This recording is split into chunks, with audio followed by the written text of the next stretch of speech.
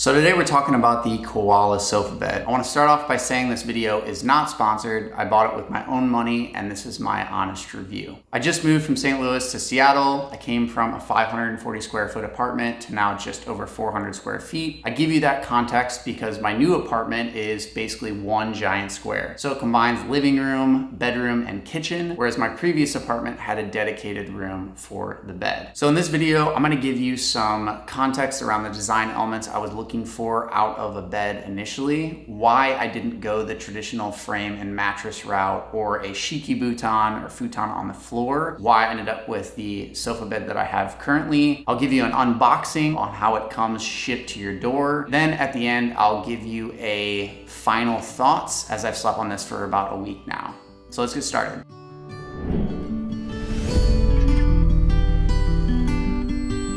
Welcome back to the channel. This is Flown On, I'm Brad, and if you have never seen me before, on this channel we talk about things like minimalism, visual arts such as street photography, cars, and tattoos. So let's get started with the research phase of all this. I first started researching traditional mattresses and frames. I've always slept on a mattress, so that's kind of where I started first. But the downside there is it takes up a lot of space, and it's pretty expensive for just being able to do kind of more or less one thing. I don't really like people sitting on my bed if I were to have people over. Hey, why are we all hanging out in my room and sitting on my bed? That's typically what I have the sofa for out in the living room, but in a smaller space, everything's combined. So I think you have to get kind of creative in your thought process around that. I really like the Thuma. I love kind of more of the Japanese joints where it just kind of slides in. I really like the natural oak color, I think is what it was called. So that was the first thing I was looking at. But again, I shoot YouTube videos in here too, and it took up so much space, mapping it out in my head. Then through my research, I started seeing this trend of videos on YouTube of YouTubers sleeping on the floor and getting rid of their bed. This is a Japanese futon, also known in Japan as a shiki futon.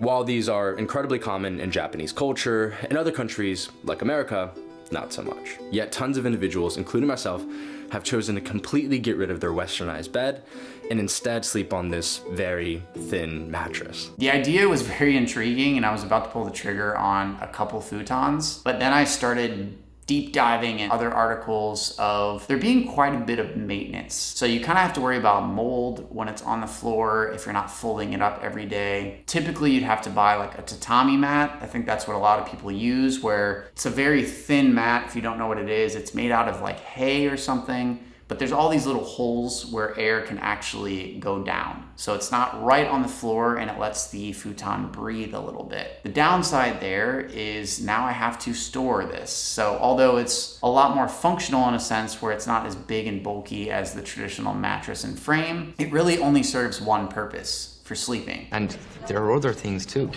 So that led me to sofa beds. So the issue I had with sofa beds initially is they look like a sofa bed. They're pretty plain looking. There's not a lot of variety when it comes to color, and it just didn't give me that aesthetic that I was kind of going for with the other furniture I was looking at. That was until I stumbled across Koala. The things that stood out on their website: no tools. It didn't require tools for you to put it together. It actually broke down into, I think, 4 or 5 different pieces, which I'll show you in the unboxing. Again, thinking ahead to other apartments, if I have to break this down, it makes it a lot easier to move when you have smaller pieces. Think back to some other videos if you've seen my brown leather couch. That couch came as one whole piece, essentially, minus the cushions that you could take off, and then the feet that you screw in. So it wasn't super hard to move, but it was bulkier and it did take 2 people to move it. Being in a new city, that was part of my thought process as well, is having things that I could easily break down and move on my own if necessary. So total cost was $1,795. I did get the 70-inch in paperback gray. It's called the Luxe Edition. It's something with the material, kind of the texture of it was a little bit different than the other ones, which I really, really like. I think it gives it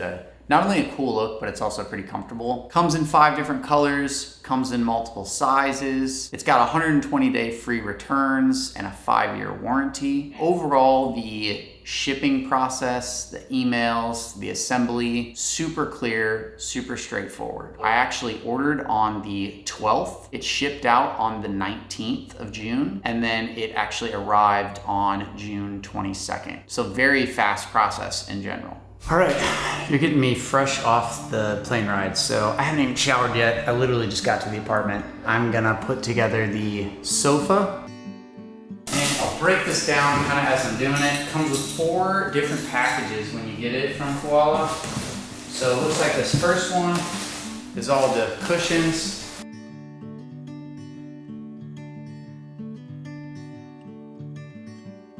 Cushion, main sofa bed. Kind of cool though.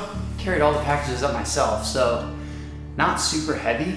The fact that they come in 4 separate pieces. Okay, it looks like that box was the main sofa bed, or where you actually sit, and then the legs.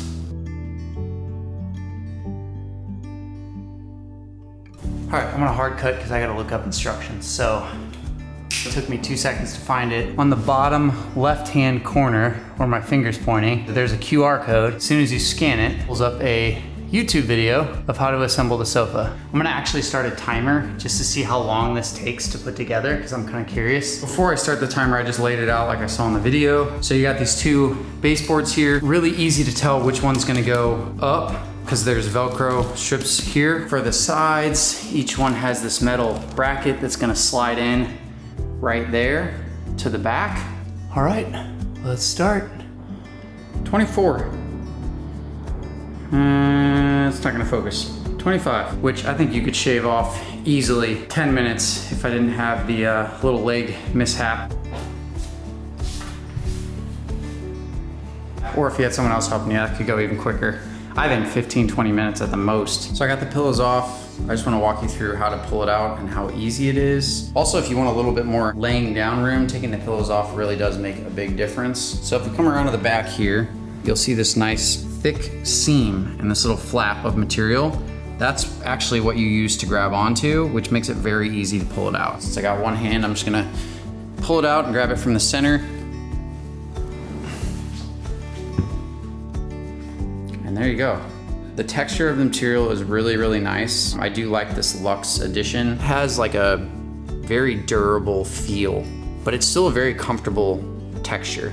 I just really like the look. And again, I'm always a fan of more of the neutral tones. I believe it's 70 inches across and it's 85 inches deep. Now the 85 inches, I believe scales back down to about 80 if you minus the inches of the back, and it kind of curves down. So it does come forward a little bit, but I'm 6 foot and my feet don't hang off. More than enough room, easily could fit 2 people on here, and overall pretty comfortable. I'm gonna put my head up where I normally sleep. This is the crease right where it comes off the baseboard. So just kind of notice how it flexes so that you can actually see visually what I'm talking about. So again, side sleeper, that's about where my hip is.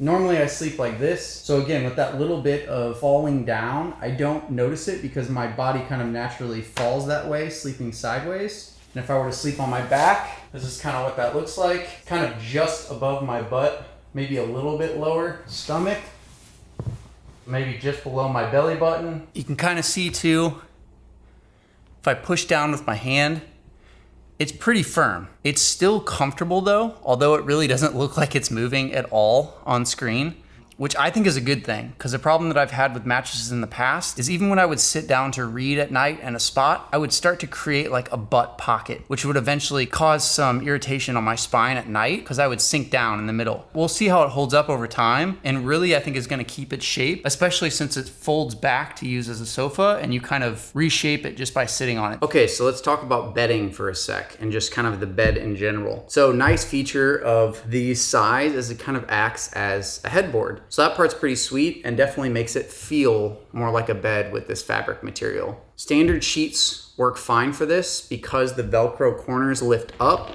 You can easily put the fitted sheet on top. To protect the mattress, I actually got a queen size mattress protector. One more thing to put on, but it was like 20 bucks and I think it's worth it, especially since this really isn't a cheap sofa bed and I plan on keeping this for quite a while. So I wanna make sure the mattress stays in good shape. So I would highly recommend getting that. I'll link the one I got below. I love that it has the Velcro on bottom because this mattress does not slide or anything. So that's a big plus. The last thing around sheets though is you will have to take them off. They do show once the mattress is folded up, or the sofa bed is folded up into a sofa, you will see the sheets hanging out on the corners. All right, so some final thoughts. I think this is a great sofa for a smaller space. Visually, it does kind of have that designer look for not too much money. Having these pillows on the side, I was surprised at how much more comfy that made it feel. The fact that they kind of hang over like that gives it a designer look, but I can easily lay with my feet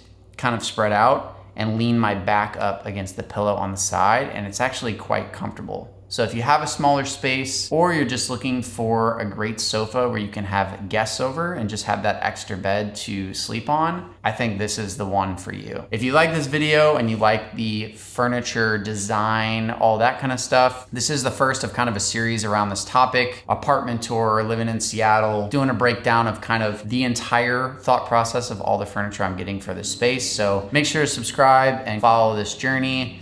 Punch the like button below because it does help YouTube recommend this video to other people, and I will catch you on the next video.